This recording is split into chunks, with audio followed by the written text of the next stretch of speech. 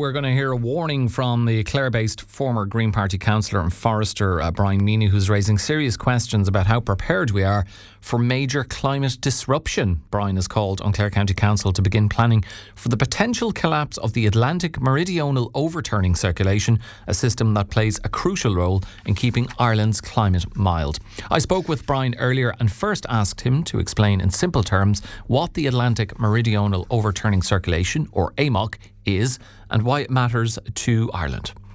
What this is something scientists have been watching for a number of years. It is a circulation of water, of warm water that moves north on the eastern side of the Atlantic. It dumps its heat and its water just around Norway, off Ireland, and it travels back down south on the western side of the Atlantic. And it's the circulation that gives Ireland its very mild, temperate climate. If we didn't have the AMOC, we would suffer the same climate as Labrador, for example. Labrador has what's described as a very harsh sub-Arctic climate, prolonged periods of minus 30. And that is the sort of temperatures that there are. Okay, potentially. And Labrador is in Canada, so it's on the same. You look at a map of the globe; it's on the same latitude as us. Yes. Yeah. So, just to put it, I suppose, to quantify it, scientists estimate a body of water about 50 to 100 swimming pools of water a second that travels south. Along that path of warm water that travels, north along that path and then back south once it's got rid of its heat. So it's something that it's what scientists have been referring to as a tipping point in when it comes to the overall climate change issue, a point which when it happens there is no turning back. And there were some very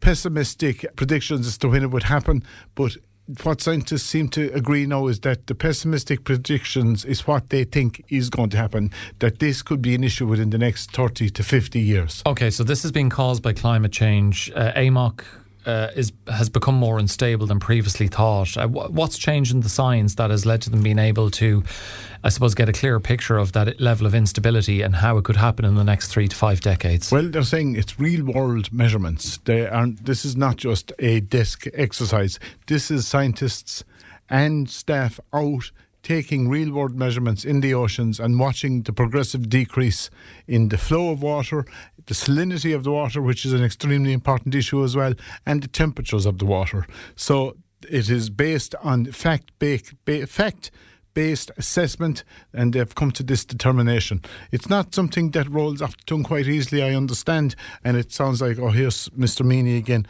the hairbringer of doom, bringing more bad news. I'm sorry, it is bad news, but it's something we just simply can't ignore. It's something we're going to have to prepare for the future, and it's something Clare County Council are going to prepare for the future. I think we are taking actions now that are going to have negative consequences in the future in a climate situation where we are facing the collapse of the Atlantic Meridional Overturning circulation. And what are those negative actions that we're taking that could come back to bite us? Well, one of them, the big one, I think, and this is purely personal, we are getting rid of secondary heating sources in houses. If you go to any climate, any country that has very cold climates, they are required by law, by the emergency legislation, to have secondary heating systems in their houses in the case that you have a main heating system breakdown.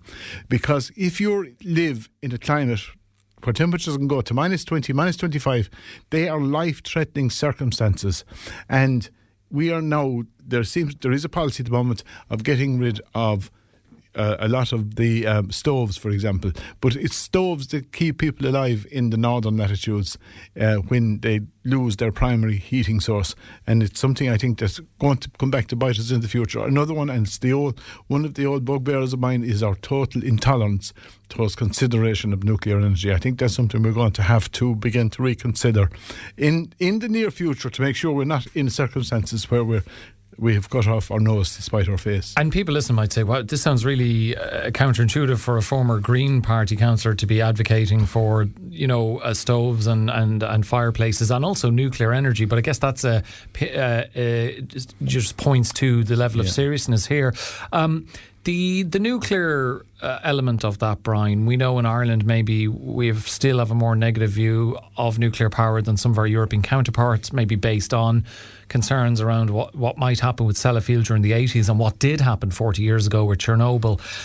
Do you think this more awareness of AMOC and its impending collapse could soften our stance on that? Because some people say we've a hypocritical stance on nuclear anyway. We don't want nuclear power plants built here, yet we're quite happy to take energy from France or Britain that's created by nuclear power. That's correct.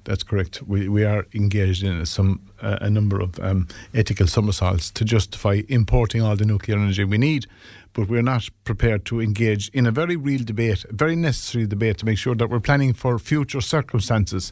And it's not just me that's saying this.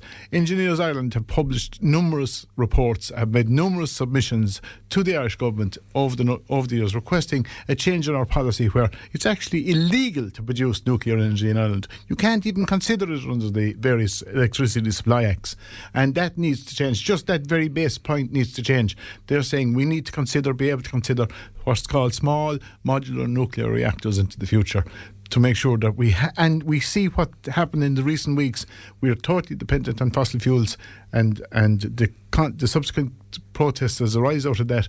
We need to have an independent, sustainable source of electricity that's sustainable and affordable. They're saying one of the reasons we have one of the highest per unit price of electricity is our dependence on natural gas.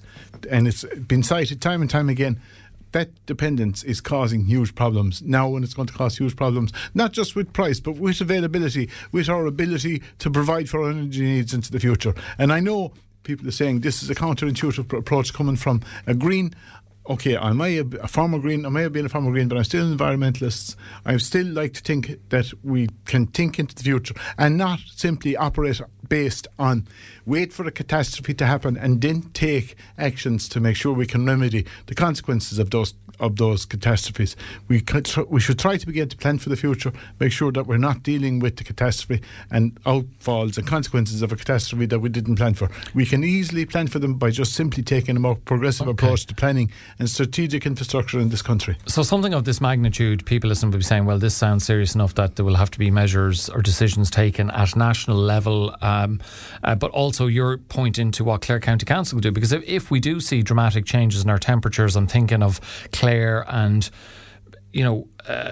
impact on tourism with our coastline, agriculture, the rural economy, farming, what impact it could have on farming, marine life and fisheries. How badly impacted could Clare be? It could be. It could be catastrophic. It could be a crisis level. We're dealing with an ability to produce food, an ability, even our fisheries and marine life could be seriously impacted by the decline in salinity, the decline in temperatures off our coasts. We'll have populations of fish migrating elsewhere. We would have situations in relation to extremely high impact emergency situations to be dealt with in the county when it comes to low temperature situations, where Clare County Council have they're required to make sure that our roads are passable in cold weather. There will be consequences there for the council. But look, I would say to anyone listening to this morning, just don't listen to Brian Meaney about this. Go to Mr. Google and put in AMOC. You don't even have to put in the whole Atlantic Meridional Overturning circulation. You don't have to put in that phrase. Put in AMOC. Look at consequences for Ireland. There's specifically peer-reviewed, scientist, fact-based reports that are indicating what's happening, the potential of what can happen and the potential it will have for people individually. And I'm not talking about in the long term here. It has been estimated, as I said, it was predicted to be kind of a faraway event. It's not. Scientists are coming to a consensus that is something that's going to happen within the next 30 to 50 years. And it's something that if decisions we make now are going to impact us negatively, I think, into the future unless we change our attitude. Okay, so lots for Clare County Council and indeed the government to ponder. Are you confident, given certainly at a national level in a number of facets and decisions, Brian, we tend to be reactive rather than proactive, that we will get ahead of this problem? No, I'm not. I'll be straight up with you. We have lost several. I see situations, for example, in the construction of what's called the North-South indicator. The North-South indicator was first proposed in 2006. It's still mired in planning and legal disputes here south of the border. North of the border, the North-South infrastructure, they've started pouring the foundations for the pylons.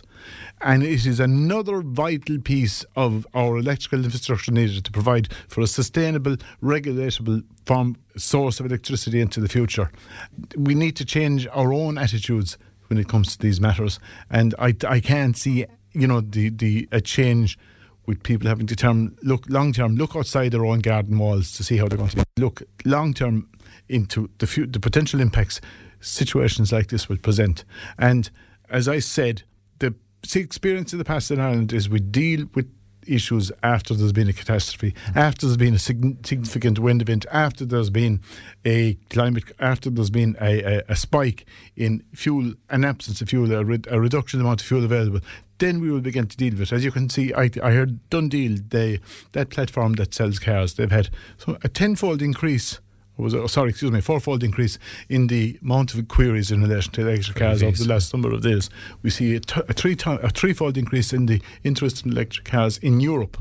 So people are beginning to take notice, and I believe this is something that if they just remove the shackles of what caused them to think locally and just think a small bit globally, for a short period, and look at the science and the facts that are presented to them if they go and do a small bit of research online.